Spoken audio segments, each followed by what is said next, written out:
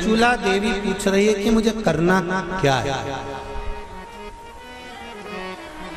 पति को प्रेत योनि से कैसे मुक्त किया जा सकता है? ध्यान से सुनना रे भाई। कई लोग कहते हैं कि श्राद्ध पक्ष आ गया, ये कर लेना चाहिए तो प्रेत योनि से मुक्ति हो जाएगी। पितरों की शांति के लिए ये कर लेना चाहिए तो पितृ मुक्त हो जाएंगे। पहले तो एक बात अच्छे से समझ लो, पितृ मुक्त नहीं होते, उनकी शांति होती। क्या होती है? जम के बोलो जरा। उनकी शांति होती है।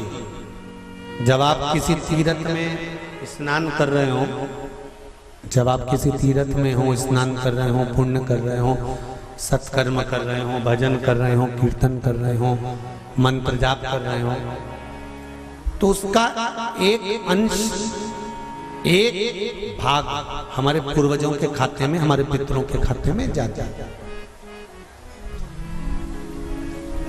उनके खाते में पहुंचता है। ये निश्चित। आपने किसी ब्राह्मण को भोजन कराया, भले आपने पितरों के निमित्त नहीं जिमाया, कोई ब्राह्मण को एक गिलास पानी पिलाया, भले आपने पितरों के निमित्त नहीं पिलाया, पर आपका एक अंश उसके खाते में चला जाएगा। उससे क्या होगा? पितरों की शांति। और समझ लो, गया जी में पिंडदान कर देने से क्या पितृ मुक्त हो जाते हैं? बद्रीनाथ जाकर कपाल क्रिया करने से क्या पितृ मुक्त हो जाते हैं?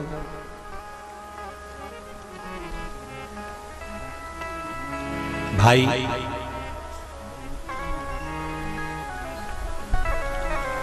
गया जी जाना तो वहां के पंडा जी से पूछना, हम यहाँ पिंडदान कर देंगे तो क्या वो मुक्त हो गए? पंडा जी कहेंगे, आप अपने पूर्वजों को गया का पिंड देकर, उनका पिंडदान कर कर आप उनको भगवान विष्णु के चरणारविंद में छोड़ गए। पर आप घर जाना तो घर पर जब जब श्राद्ध पक्ष आए तब ब्राह्मण को भोजन जरूर करो। भले तुम भूख मत देना, कौवे का मत निकालना, पर एक काम जरूर करना कि ब्राह्मण भोज कराना। उससे क्या होगा? 16 श्राद्ध में जब हमारे पितरों को, हमारे पूर्वजों को पितृलोक से छोड़ा जाता है, तो वो सबसे पहले जिस घर में रहे होते हैं, जहां उनका पिंड घर में दिया होता है, जहां रहे होते हैं, सबसे पहले वो वहां आते हैं, सबसे पहले वहां आएंगे। और अगर तुमने उनकी तिथि पर, उनके वार पर अगर आपने भोजन करा दिया है, तो उनकी मुक्तता नहीं, उनकी शांति हो जाती है।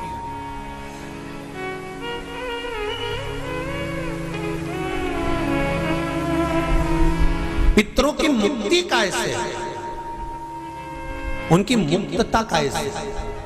प्रेत योनि की मुक्तता कैसे?